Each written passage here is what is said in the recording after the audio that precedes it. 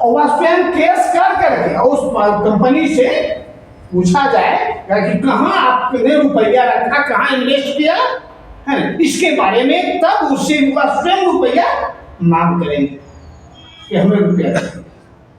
तो एक सिंपल सी बात है, एक अदना आदमी कोर्ट का दरवाजा खटखटाए और एक हमारे सक्षम अधिकारी कोर्ट का दरवाजा खटखटाए, दोनों में आकाश और जमीन का अंतर होगा।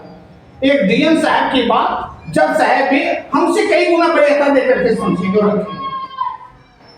तब जो है सर, वहां अकेला आप कोर्ट का सदस्य नहीं है। जमुई की बात ही किया जाए, जब जमुई कार्यालय में अगर 50,000 फॉर्म जमा हो गया और आपको यह पता है सर, आरटीआई हम लोगों को एक सूचना का अधिकार, आप लोगों को पता है, तो इस सूचना के अधिकार से आप बाद में 20 दिन के बाद, महीना दिन के बाद आप पूछ सकते हैं कि महाशय मैंने आपके यहाँ ये फॉर्म जमा किया, इसका क्या हुआ, उसका तो लिखित प्रमाण देंगे ना कि इसका ये हुआ, इसका ये अगला कार्यक्रम चल रहा है, एक प्रमाण तो वो भी मिला। दूसरा आपका क्या है, वहां जो वर्ष एक्ट का फॉर्म देखे होंगे या नहीं देखे हैं, उस वर्ष एक्ट के फॉर्म में है ना 8 मिनट टोटल धारा लिखा हुआ है, किस धारा के तहत कंपनी को क्या सजा मिलेगी, और उसमें साफ लिखा हुआ है ना, अगर यहाँ पे जमा करता या हमारे जो करता जो भी है ना, वहां साफ आप देखिएगा कि मैं स्वयं अपनी गाड़ी कमाई मैंने फला कंपनी में जमा किया। तो उससे दो चीज होती है, एक तो जो हमारे जमा करता है, निवेश करता है, उनमें भी प्रोत्साहन की भावना रहती है कि मेरा जो एजेंट था या है मेरे साथ कचहरी दौड़ रहा। अगर कोई पागल ऐसे भी मिल जाएंगे समाज में जो बुद्धिजीवी है, वो बड़ा शांत है, लेकिन जो मूर्ख है उसी को मुस्का रहे हैं, अपने लिए बोल रहे हैं। वो जानते हैं कि मूर्ख उसके कहना है, अगर उसको गलती से भी 2-4 हज़ार दे दिया तो मैं डायरेक्ट कहूंगा अरे यार वो दोस्त था, हम दुश्मन थे। क्या झूठ बोल रहे हैं इस बात को? नतीजा क्या हो जाएगी, उस लंच के माध्यम से जो अपने आप को होशियार समझ रहे ना, आप पर दबाव बना देंगे। अगर सारे फॉर्म्स डीएम कार्यालय में सर सबमिट हो जाए, उसके बाद यदि कोई थर्ड पर्सन कोई जाकर के हमारे साथ गलत बिहेव करता है, तो वहां पर क्या है, डीएम साहब जो सक्षम अधिकारी हैं उनका साइन, उनका रिसीविंग और उनका सीरियल नंबर सब मिलेगा, और एक छायापट्टी जमा जो किए हैं उनका एक छायापट्टी आप रखिए, तो कम से कम प्रशासन तो हमको तंग करने नहीं आएंगे ना। अगर दरोगा साहब कोई केस कर दे, दरोगा साहब आए तो हम उनको दिखा सकते हैं कि जब हम डीएम साहब के समकक्ष हैं, तो अगर आपको लगता है कि आप डीएम साहब से बड़े हैं तो मैं आपके शरण में हूं, बताइए जो करना, तब आप प्रशासनिक तौर पर भी मजबूत होते हैं। अच्छा ये बताइए, डीएम कितना दिन के अंदर में वो एक्शन ले सकता है? बता देते हैं। नियम तो है सर 15 दिन, नियम 15 जी सर। हम मानते हैं 2 महीना। जी 2 महीना हम लोग इसलिए मांगते हैं कि आज अगर हम डीएम साहब से बात किए, वो हमें लेटर इशू किए कि ठीक है आप लोग जमा करवाइए, तो हमारे खास करके बिहारियों की आदत है, जो कि अभी प्रत्यक्ष आप देख रहे हैं, ये बेचारे तीनों 4 दिन से अगरबत्ती दिखा रहे हैं लेकिन अभी तक कोई नहीं है ना। तो इसको देखते हुए सर वहां समय देते हम लोग कहते हैं 2 महीना में अगर गिनतो बजट कम से कम 10,000 फॉर्म जमा हो गया, तब नहीं सर पार्टिकुलर हम जमा करें और आरटीआई से मांग करें तो डीएम साहब के लिए वो क्यों नहीं भोग कर देते यार, ऐसे अगर पार्टिकुलर आपका फॉर्म पार्टिकुलर एक व्यक्ति का फॉर्म लेकर के डीएम साहब तो अगर कम से कम 8,000 10,000 जमा होता है तो हमने आप मांग कर सकते हैं। तब मांग कर सकते हैं। अगर वो लेना बंद भी कर देते हैं किसी कारण बस कारण बंद क्यों करते हैं ये नहीं बता देते हैं। कुछ जो एजेंट आशा से अधिक होशियार है, वह पार्टी को बताते भी नहीं है, पार्टी का साइन अपने मारते हैं, फलना जगह देते हैं। ये अभी एक बहुत बड़ी गलती है। दूसरी गलती क्या है कि अब जो हम कर्मचारी हैं, जो कर्मचारी को बैठ करके खाने के पंखा लेकर हवा की आदत ले गई है और उसको ये एक्स्ट्रा वर्क मिल रहा है, एक दिन में 200-400 कागज जा रहा है। अब उस कागज पर अगर आपको रिसीविंग देना है, अगर आपको वहां मेंटेनेंस करना है, ये तो एक्स्ट्रा कॉस्ट बन गया। वो तो महीना के 15 दिन में पे करेगा, कौन धंधा लगाने है ये लोग, है ना? तो वहां अपने सीनियर पदाधिकारी को मोटिवेट करने के बाद यानी मिसगाइड करता है कि सर इस सबसे कुछ होने वाला है सर। तो आपका दायित्व बनता है कि जितना जगह अगर सबको आप जगा दे और जगा करके वहां सबको ले जाए जी और वहां फॉर्म को सबमिट कर रहे हैं।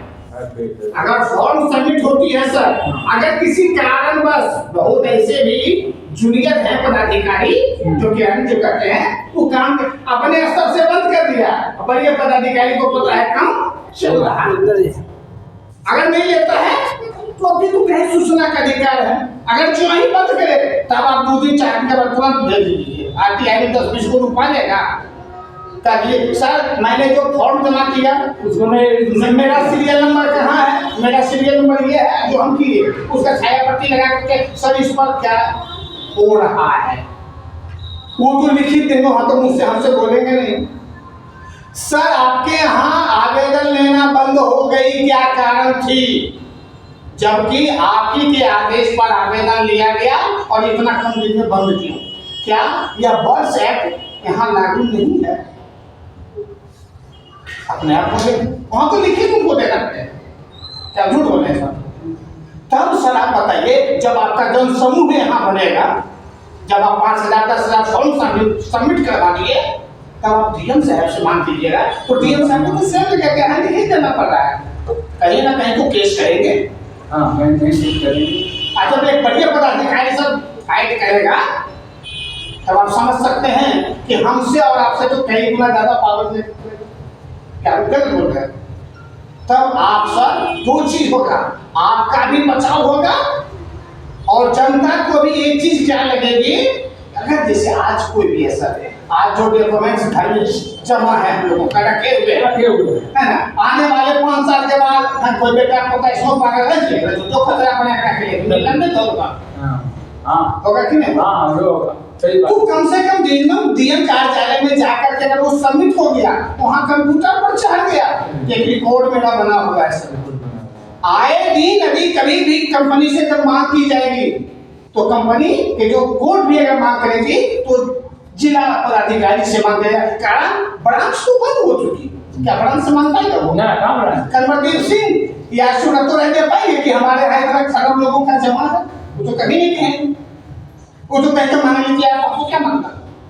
तो हमारा अगर डॉक्यूमेंट्स डीएम कार्यालय में जमा रहेगा वहां सबूत है आपका सब।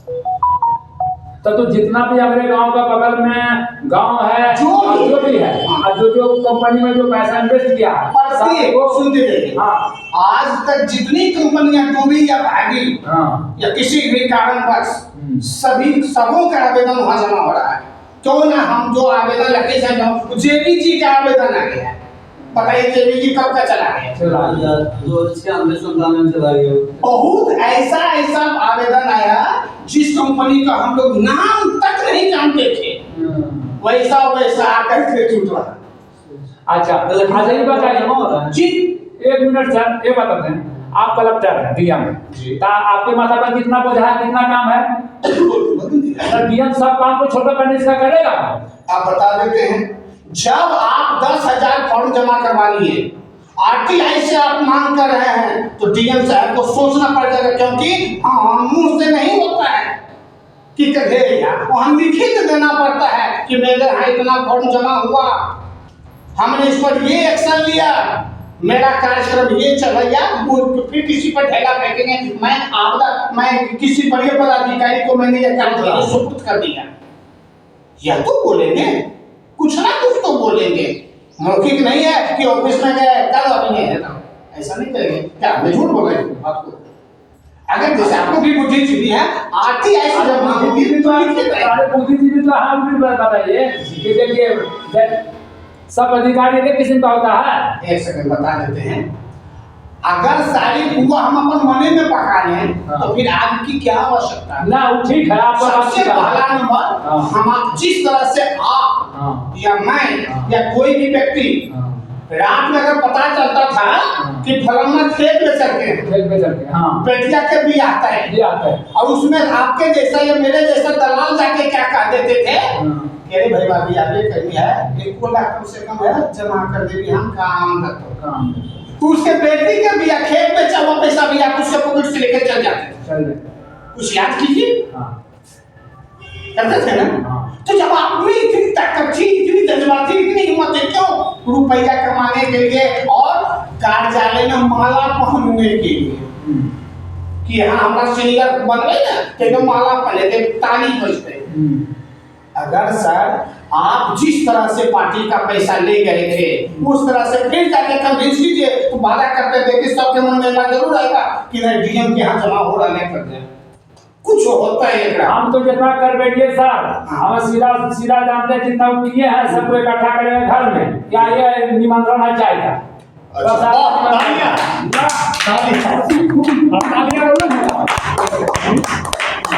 आप घर में जमा की, हाँ ना, उसको बुलावे घर में सब चलिए का पिलावे, चाय जब हमको पिलाना है और उसको कुछ बताना है, उसको तो रास्ता पर तो लाना है ना, उसको निमंत्रण देंगे चाय पिलाने का, सबको इकट्ठा करेंगे।